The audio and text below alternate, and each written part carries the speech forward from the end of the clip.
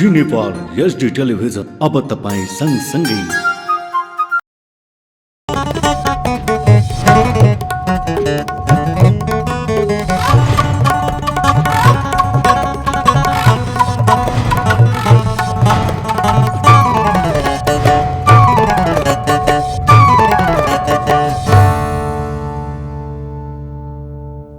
नमस्कार, जी नेपाल न्यूजमा यहाँलाई स्वागत छ। म ऋषिका मगर। सुरु गरौं प्रमुख समाचारका शीर्षकबाट।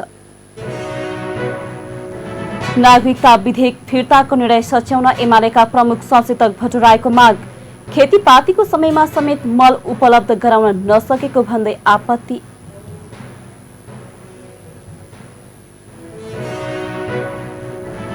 सामाजिक सुरक्षा कोषलाई प्रभावकारी रूपमा कार्यान्वयन गरिने श्रम मन्त्री कुमारको भनाई। वैदेशिक रोजगारमा रहेका नेपालीलाई पनि सामाजिक सुरक्षाको दायरामा समेटिने।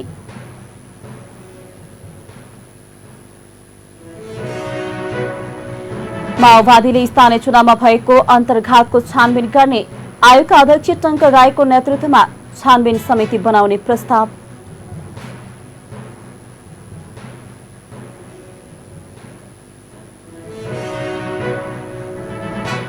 नाइजेरियाको एक जेलमा आक्रमण हुँदा एकजनाको ज्यान गयो। झण्डै 300 कैदीबन्दी फरार।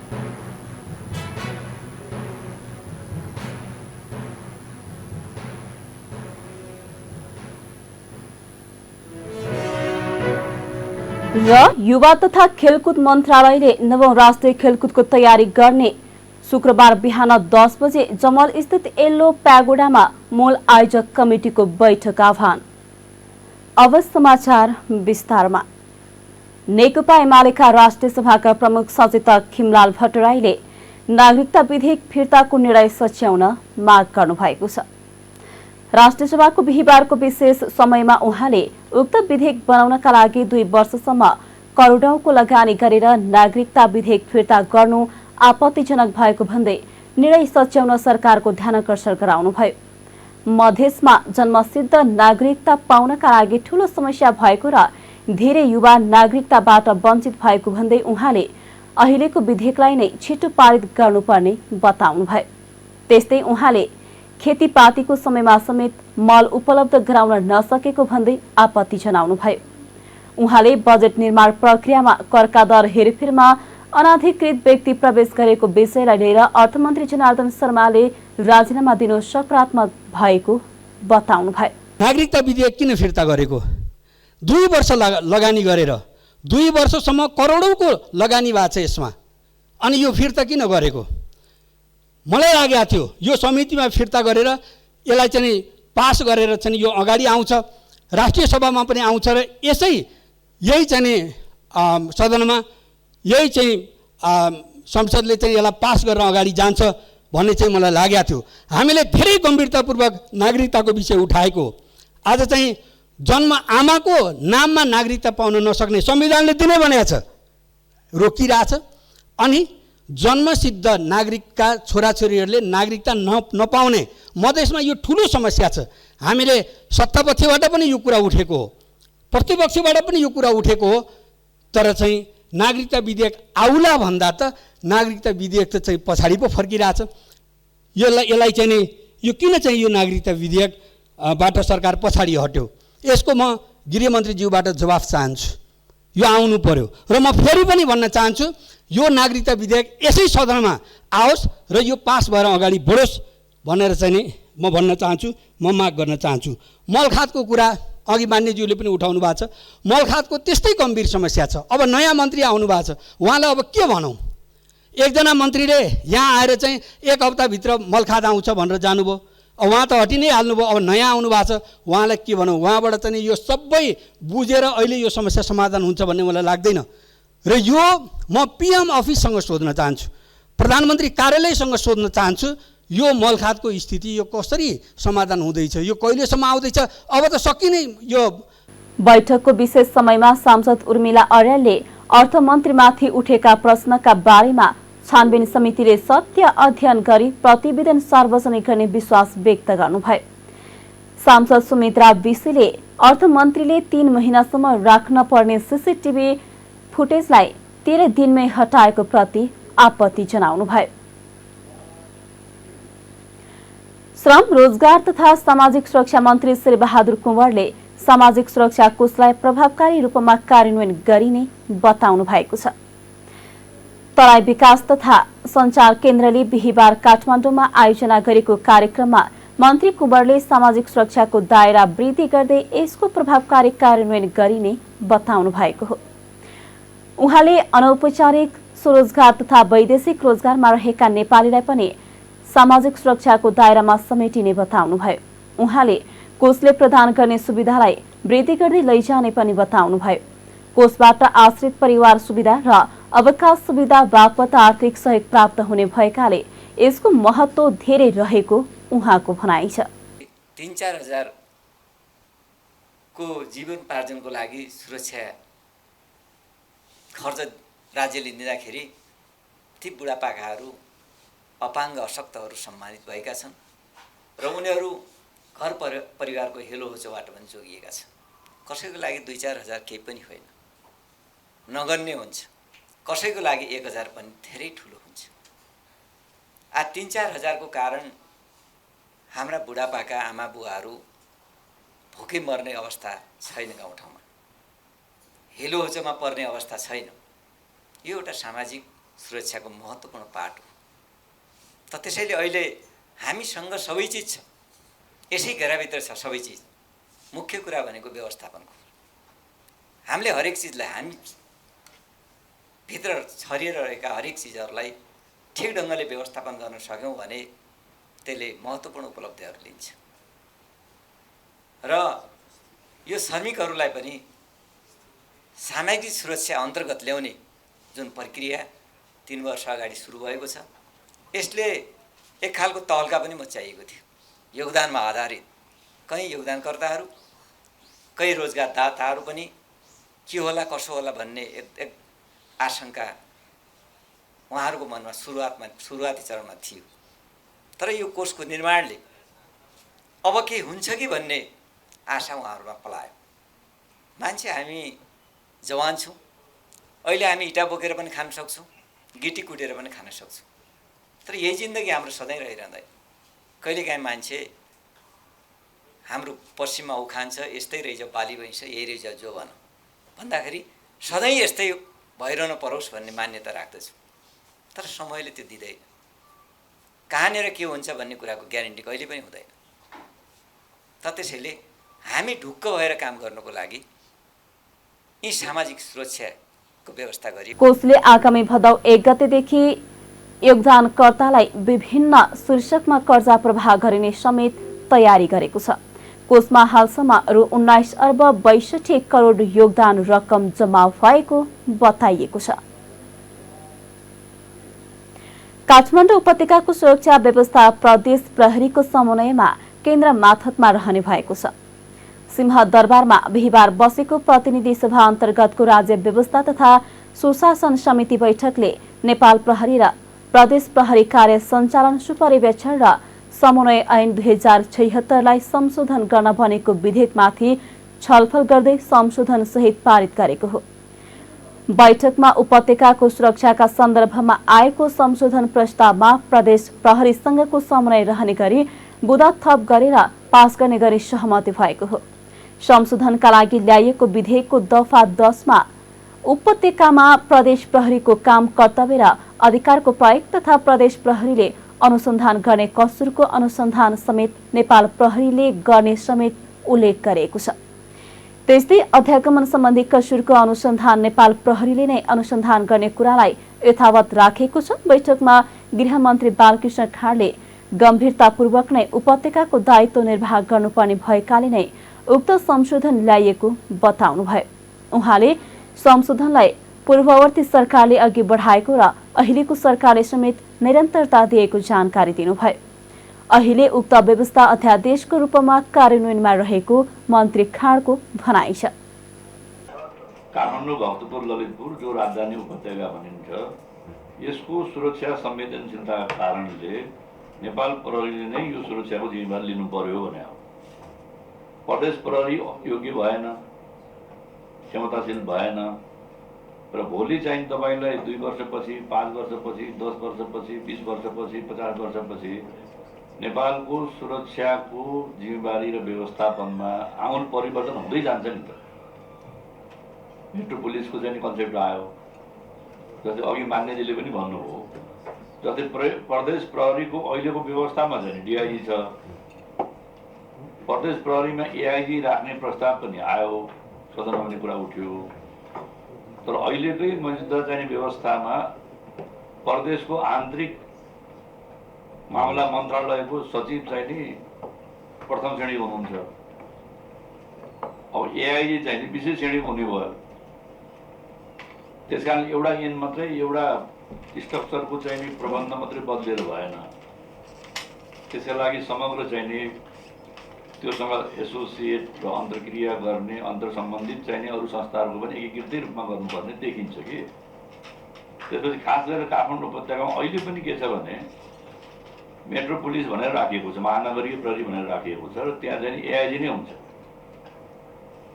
अब अहिलेको अवस्थामा अब हेटौडामा चाहिँ बागमती प्रदेशको चाहिँ केन्द्र राजधानी छ, त्यहाँको डिआइजीले काठमाडौँ उपत्यका पनि हेर्नुपर्ने भयो। अब कहिलेकाहीँ कस्तो भन्दाखेरि सुरक्षा संवेदनशीलता कारणले प्रहरी या प्रदेश प्रहरीले गम्भीरतापूर्वकै चाहिँ आफ्नो दायित्व निर्वाह गर्नुपर्ने हुन्छ र प्रदेश र सङ्घको लिडरसिपकै बिचमा द्वन्द्व भयो भने के होला? त्यसले स्थिति नआउला भन्न सकिन्न नि। त्यसले गर्दाखेरि राजधानीको जुन सेन्सिटिभिटी छ त्यो सेन्सिटिभिटीलाई ध्यानमा राखेर यो चाहिँ नि संशोधन ल्याएको हो। यो संशोधनलाई योभन्दा पूर्ववर्ती सरकारले पनि अगाडि बढायो र अहिलेको चाहिँ नि सरकारले पनि। यसअघि छलफलमा माओवादीका सांसदहरूले राजधानीको सुरक्षाका विषयमा प्रदेश प्रहरीको अधिकार कटौती हुन नहुने बताएका थिए भने एमाले र कांग्रेसका सांसदहरूले उपत्यकाको सुरक्षाको जिम्मा नेपाल प्रहरीले नै गर्नुपर्ने गरी ल्याइएको संशोधनप्रति समर्थन जनाएका थिए। साझा यातायातले बिहिबारदेखि नयाँ विद्युतीय बस सञ्चालनमा ल्याएको छ। चीनबाट पहिलो चरणमा ल्याएका 3वटा विद्युतीय बस बिहिबारबाट सञ्चालनमा आएका हुन्। साझाका संस्थापक अध्यक्ष विश्वबन्धु थापाले उक्त विद्युतीय बसको हरियो झण्डा देखाएर शुभारम्भ गर्नुभएको हो। विद्युतीय बस रत्नपार्क 6 मिल नयाँ बस पार्क हुँदै एयरपोर्टको रुट र लगनखेल रत्नपार्क हुँदै बुढा नीलकण्ठ रुटमा सञ्चालन भएको साझा यातायातले जानकारी दिएको छ। साझाका 3वटै बसमा चालक र परिचालक महिला छन्। अन्य 37वटा बस श्रावण महिनाभित्रै भित्र्याउने र दशैं अघि सेवा सुरु हुने बताइएको छ। साझा यातायातले विद्युतीय बसको चार्जिङ स्टेशनका लागि सरकारले जग्गा उपलब्ध गराउने विश्वास व्यक्त गरेको छ। नेकपा माओवादी केन्द्रले 30 वैशाखमा सम्पन्न स्थानीय तह निर्वाचनमा भएको अन्तर्घातको छानबिन गर्ने भएको छ। काठमाडौँमा जारी केन्द्रीय समितिको बिहिबारको बैठकमा अध्यक्ष पुष्पकमल दाहाल प्रचण्डले अनुशासन आयोगका अध्यक्ष टंकर रायको नेतृत्वमा छानबिन समिति बनाउने प्रस्ताव राखेका हुन्। यो समितिले 15 दिनभित्र स्थायी समितिलाई प्रतिवेदन बुझाउने र त्यसका आधारमा कारबाही गर्ने उनले बताए।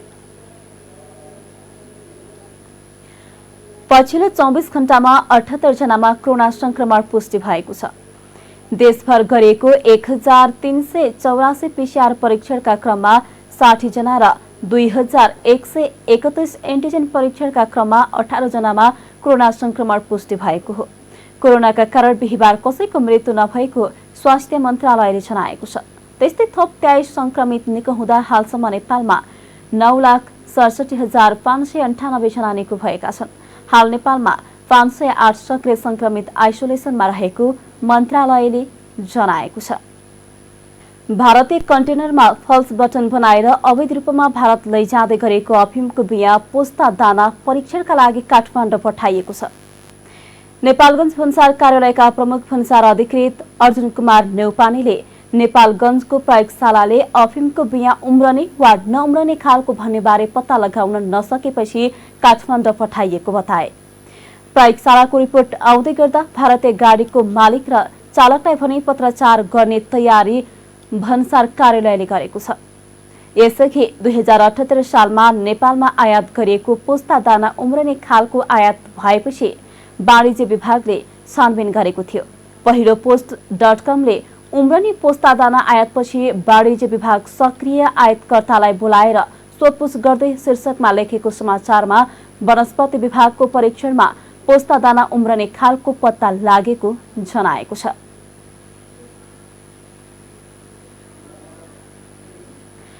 बाँकेबाट हत्या र बलात्कार घटनाका 2 फरार प्रतिवादी पक्राउ परेका छन्। पक्राउ पर्नेमा बाँके नेपालगञ्ज उपमहानगरपालिका 6 कसाईटोल बस्ने 33 वर्षीय अञ्चन अली अन्सारी र 34 वर्षीय जोहरू भाट छन्। अञ्चन अलीले आफ्नै श्रीमतीलाई 2075 साल 31 गते दाइजो कम ल्याएको भन्दै टाउकोमा लाठी र भाला प्रहार गरी गम्भीर घाइते बनाएका थिए।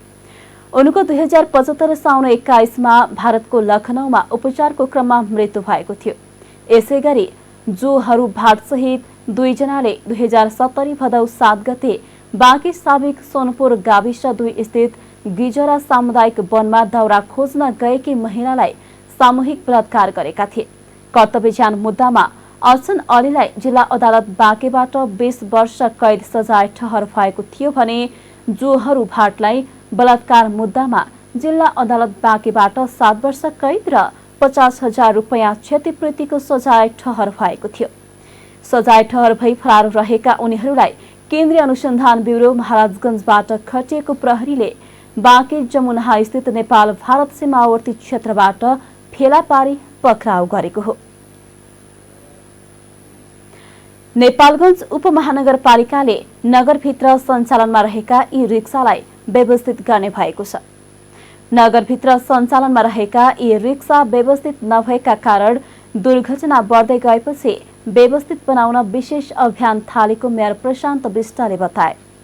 यी रिक्सा व्यवस्थापन गर्न आयोजित सरकारवालासँग छलफलमा आगामी 15 साउनभित्र सबै यी रिक्सा सूचीकृत गर्ने निर्णय गरेको उनले बताए।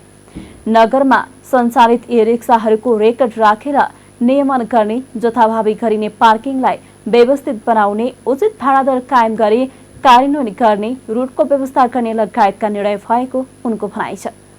नागरिकले दुःख नपाउने गरी यी रिक्साहरूको उचित व्यवस्थापन गर्न सबै सरकारवालाहरू गम्भीर बन्नुपर्छ। नेपालगञ्ज उपमहानगरपालिका एक्लैले गर्न सम्भव छैन। यसमा सबै सरकारवालाको भूमिका आवश्यक छ उनले भने। उनले जनताले दुःख नपाउने गरी ट्राफिक व्यवस्थापनमा कठोर बन्नुपर्ने जरुरी भइसकेको बताए।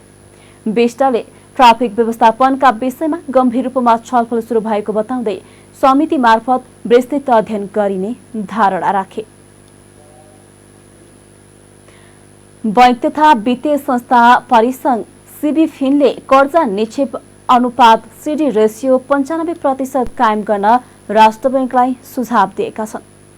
बिहिबार काठमाडौँमा आगामी आर्थिक वर्षको मौद्रिक नीतिका बारेमा राष्ट्र बैंकलाई दिएको सुझावका बारेमा पत्रकार सम्मेलन गर्दै परिसंघले मौजदार सिडी रेसियोलाई 95% कायम गरी उत्पादनमूलक क्षेत्रमा लगानी विस्तार गर्नका लागि प्रोत्साहन सहित आवश्यक नीतिगत व्यवस्था गर्नुपर्ने जनाएको हो।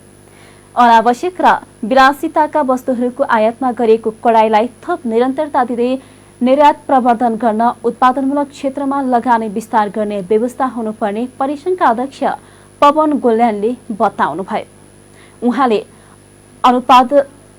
अनुत्पादक वा कम उत्पादक क्षेत्रमा प्रवाह हुने ऋणभन्दा उत्पादनजन्य उद्योगहरूमा प्रवाह हुने ऋणको ब्याज दरमा 4% कम गरी उपलब्ध गराउने व्यवस्था राष्ट्र बैंकले गर्नुपर्ने बताउनुभयो। उहाँले उत्पादनमूलक क्षेत्रलाई ऋण प्रवाहमा सहुलियत नदिँदा आयात बढ्न सक्ने भएकाले यसप्रति राष्ट्र बैंकको ध्यान जानुपर्ने बताउनुभयो। बैंक तथा वित्तीय संस्थाहरू पैसा कमाउन मात्रै नभई मुलुकको आर्थिक विकासका लागि पनि योगदान हुनुपर्ने उहाँको भनाइ छ। प्रोडक्टिभ सेक्टरमा बैंकहरूको लगानी छैन। हाम्रो मुलुकै आयातमुखी भयो। हामी सबैले त्यसलाई चाहिँ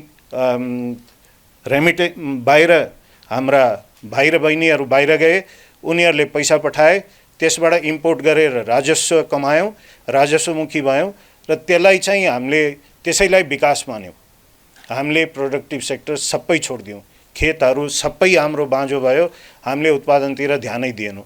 सबैजना केमा लाग्यो भने हाम्रो त GDP ग्रोथ 5-6-7% भइराखेको छ भन्ने कुरामा हामी गयौँ, तर त्यो दिगो छैन भन्ने कुरा अब त देखियो नि त। अबको अवस्थामा हामीले प्रोडक्टिभ सेक्टरमा ब्याङ्कहरूले पनि लगानी गर्नुपर्छ भन्ने कुरा हामीले चाहिँ एकदमै अठोटका साथ हामीले पनि प्रण गर्नुपर्छ।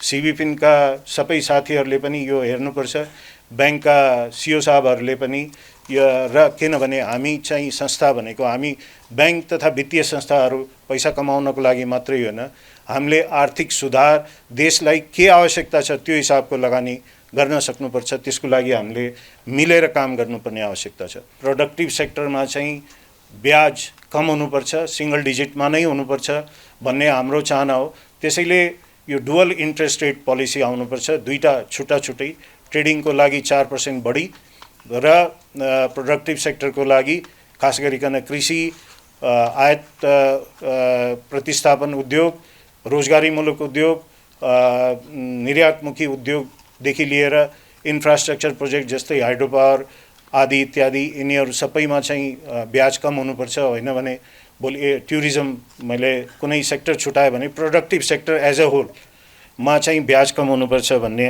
हामी हाम्रो भनाइ छ र यो चाहिँ हामीले पनि कडाइका साथ लागू गर्नको लागि चाहिँ राष्ट्र ब्याङ्कले त्यस्तो नीति लिनुपर्छ। र एउटा अबको स्थिति के आएको छ भने यसले चाहिँ के देखाइराखेको छ भने हामी डेड एन्डतिर जाँदैछौँ, हामी अझ समस्यामा भोलि जान सक्छौँ भन्ने कुरा चाहिँ देखाइराखेको छ। त्यसको लागि चाहिँ एउटा नेसनल कन्सेन्सस बन्नु पर्यो। नेपाल सरकार, राष्ट्र ब्याङ्क, प्राइभेट सेक्टर सबै एक ढिक्का भएर चाहिँ काम गर्नुपर्ने आवश्यक छ। रेसियो र CCD रेसियोमा हाम्रो कारण के, हामीले भन्न खोजेको यति मात्रै हो कि साना उद्यमी, घरेलु साना उद्यमी, उद्योग, प्रोडक्टिभ सेक्टर, यो प्रोडक्टिभ सेक्टरको पनि म त्यो दिन्छु पछि, यस्तालाई लोन गएन भने अझ हामी आयातमुखी हुन्छौँ, अझ हामी चाहिँ आयात बढाउनु पर्ने स्थिति आउँछ। भएका उद्योगहरू, भएका जुन प्रोजेक्टहरू चलिरहेका छन् त्यसलाई पनि कर्जा गएन भने भोलिको स्थिति अझ भयावह हुन्छ। त्यसैले हुन त यो जुन राष्ट्र ब्याङ्कले ल्याएको छ यो नीति गलत हो भन्न हामीले खोजेको होइन, तर कुनै न कुनै सोल्युसन चाहियो। जबसम्म अरू ठाउँबाट सोल्युसन आउँदैन तबसम्मको लागि अहिले श्रावणदेखि नै गाह्रो हुने भएको हुनाले हामीले बाध्य भएर यो कुरा राख्यौँ। अरू कुनै यसको कुनै कारण होइन कि यो चाहिँ सजिलो बाटो खोज्नको लागि हुँदै होइन। अर्को ठिक कुरा हो, हामीले गलत गरेछौँ, हामी सबैले मिलेर गल्ती गरेका छौँ। हामीले देशलाई चाहिँ हाम्रो बहिनी र भाइहरूलाई चाहिँ विदेश पठायौँ, त्यसबाट आएको पैसाले हामीले फुर्ती लगायौँ, हामीले सबैले त्यो पैसाको आम्दानीले चाहिँ खर्च गऱ्यौँ, हामी चाहिँ ठुला गाडी पनि इम्पोर्ट गऱ्यौँ देखि लिएर सबै कुरा गऱ्यौँ। सरकार पनि खुसी भयो, राजस्व आयो, यो कुरा पनि मैले अघि भने। यसैले ब्याङ्कले पनि त्यही गल्ती गर्यो। ट्रेडिङ सेक्टरलाई ब्याज बढ्यो भने पनि समस्या हुँदैन, तर प्रोडक्टिभ सेक्टरलाई आज एउटा होटल छ भने उसलाई परिसंघले विप्रेषण आप्रवाहमा विशेष व्यवस्थापन गर्ने विप्रेषणको निश्चित हिस्सालाई बचत गर्न आकर्षित योजना ल्याउन पनि सुझाव दिएको छ। अति आवश्यक कृषिजन्य कच्चा पदार्थ बाहेक अन्य कृषिजन्य वस्तु तथा सामग्रीको आयातमा रोक, फजुल खर्च र अनावश्यक वस्तु तथा सेवाको प्रयोगलाई निरुत्साहित गर्दै बचत गर्न प्रोत्साहन गर्नुपर्ने लगायतका सुझाव पनि परिसंघले जनाएको छ। शेयर बजार आज बिहिबार 16.5 अङ्कले घटेको छ। अर्थमन्त्रीबाट जनार्दन शर्माले राजीनामा दिएपछि बजार बढ्ने लगानीकर्ताको आंकलन थियो, तर शर्माको राजीनामापछि पनि बजार ओह्रालो लागेको छ। एक रिपोर्ट। शेयर बजार परिसूचक नेप्से आज 16.60 अङ्कले घटेर 2027.32 बिन्दुमा झरेको छ। म्युचुअल फन्ड बाहेक सबै समूहको शेयर ओह्रालो लागेको छ। आज नेप्सेसँगै कारोबार रकममा पनि कमी आएको छ। 229 वटा कम्पनीका 47,11,000 किता शेयर 1 अर्ब 80 करोड 62 लाख रुपैयाँमा कारोबार भएका छन्। सबैभन्दा धेरै लाइफ इन्स्योरेन्स कर्पोरेसन नेपालको शेयर 7 करोड 65 लाख रुपैयाँमा कारोबार भएको छ। नेप्से ओह्रालो लागेको दिन समिट लघु वित्त र लिबर्टी इनर्जी कम्पनीको शेयर 5% भन्दा धेरैले घटेको छ। समग्रमा बजार घटे पनि माउन्टेन हाइड्रो नेपालको शेयर भने 3% भन्दा धेरैले बढेको छ। आज कारोबारमा आएका 229 कम्पनीका 47,11,025 किता शेयर 1,80,80,62,04,000 रुपैयाँ बराबरमा खरिद बिक्री भएको छ। आज 157 कम्पनीको शेयर मूल्यमा गिरावट आउँदा 29 कम्पनीको मात्र मूल्य बढेको छ। आज म्युचुअल फन्ड बाहेक नेप्सेका अन्य सबै उपसमूहको परिसूचक घटेको छ। म्युचुअल फन्ड 0.09 अङ्कले बढ्दा जीवन बीमा सर्वाधिक 115.17 अङ्कले घटेको छ। त्यस्तै विकास बैंक उपसमूह 46.21, उत्पादन उपसमूह 43.20, लघु वित्त 37.36 तथा निर्जीवन बीमा 33.67 अङ्कले घटेको छ। आरबीबी म्युचुअल फन्ड 1 को शेयर मूल्य सर्वाधिक 3.93% बढ्दा माउन्टेन हाइड्रो नेपालको 3.24 तथा सिटिजन्स म्युचुअल फन्ड 2 को मूल्य 3.03% बढेको छ। यता समिट लघु वित्त वित्तीय संस्थाको शेयर मूल्य सर्वाधिक 5.20% घटेको छ। जी न्यूज नेपालका लागि खेमा जोशी, काठमाडौँ। अब अन्तर्राष्ट्रिय समाचार। नाइजेरियाको राजधानी शहर अबुजाको एउटा जेलमा पहिचान नखुलेको समूहले आक्रमण गरेको छ। आक्रमणबाट एक कैदीको ज्यान गएको छ, 3 जना घाइते भएका छन्। जेलमा 994 कैदीहरू रहेका थिए। आक्रमणपछि कम्तीमा 300 कैदी भागेका छन्। आक्रमणकारीले अबुजाको दक्षिण पश्चिममा पर्ने कुजा क्षेत्रमा रहेको जेलमा आक्रमण गरेका थिए। उनीहरूले झण्डै 600 जना कैदीबन्दीलाई छुटाएको, तर तीमध्ये आधा जसोलाई पुनः पक्राउ गरेको आन्तरिक मामिला मन्त्रालयका सचिव सुइबु बेगुरलाई उद्धृत गरी चिनिया समाचार संस्था सिन्हुवाले जनाएको छ। भागेकाहरूको खोजी भइरहेको छ। यो आक्रमण कट्टरपन्थी समूह बोको हरामका लडाकुले गरेको हुन सक्ने आशंका गरिएको छ। अब खेल समाचार। युवा तथा खेलकुद मन्त्रालयले नवौं राष्ट्रिय खेलकुदको तयारी अघि बढाएको छ। गण्डकी प्रदेशमा यसै वर्ष प्रतियोगिताको आयोजना गर्ने घोषणा गरेको सरकारले तयारी अघि बढाएको हो। मन्त्री परिषद बैठकले जेठ 22 देखि 29 गतेसम्म प्रतियोगिता आयोजना गर्ने निर्णय गरेको थियो। तर स्थानीय चुनाव, सार्वजनिक खरिद ऐन, विद्यार्थीको परीक्षा, वर्षाको मौसम र आवश्यक तयारी नपुग्ने लगायतका विभिन्न कारण देखाउँदै प्रतियोगिता असोज 28 देखि कार्तिक 3 गतेसम्मका लागि सारिएको छ। प्रतियोगिता सार्ने निर्णय गरेपछि करिब 1 महिना चुपचाप बसेको युवा तथा खेलकुद मन्त्रालय अब भने नवौं राष्ट्रिय खेलकुदको आयोजनालाई लिएर अग्रसर देखिएको छ। खेलकुद मन्त्री महेश्वर गहतराजले शुक्रबार नवौं राष्ट्रिय खेलकुद मूल आयोजक कमिटिको बैठक बोलाएका छन्। नवौं राष्ट्रिय खेलकुदको आवश्यक तयारी अघि बढाउन मन्त्री गहतराजले भोलि शुक्रबार बिहान 10 बजे जमल स्थित येल्लो प्यागोडामा मूल आयोजक कमिटिको बैठक आह्वान गरेका हुन्। खेल समाचारसँगै हामी जी नेपाल न्युजको अन्त्यमा आइसकेका छौं। जाँदा जाँदै प्रमुख समाचारका शीर्षकहरू पुनः एकपटक। नागरिकता विधेयक फिर्ताको निर्णय सच्याउन एमालेका प्रमुख सचेतक भट्टराईको माग। खेतीपातीको समयमा समेत मल उपलब्ध गराउन नसकेको भन्दै आपत्ति।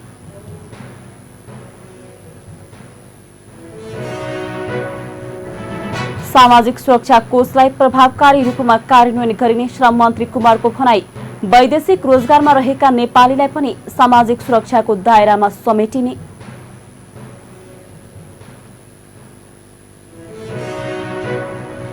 माओवादीले स्थानीय चुनावमा भएको अन्तर्घातको छानबिन गर्ने। आयोगका अध्यक्ष टंकर राईको नेतृत्वमा छानबिन समिति बनाउने प्रस्ताव।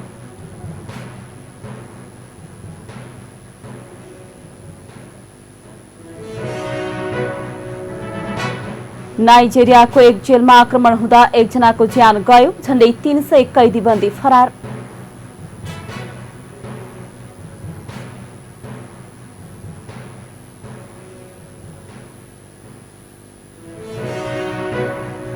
र युवा तथा खेलकुद मन्त्रालयले नवौं राष्ट्रिय खेलकुदको तयारी गर्ने।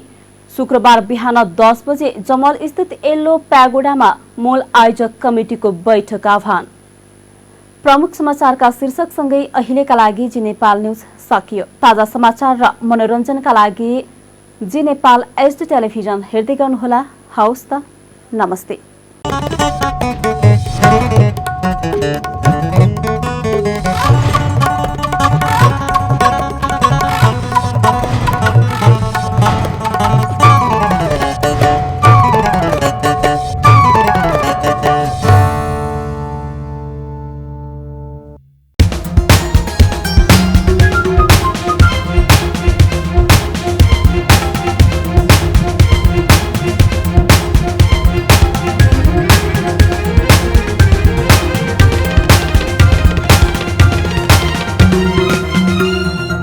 जी नेपाल एचडी टेलिभिजन अब तपाईँ सँगसँगै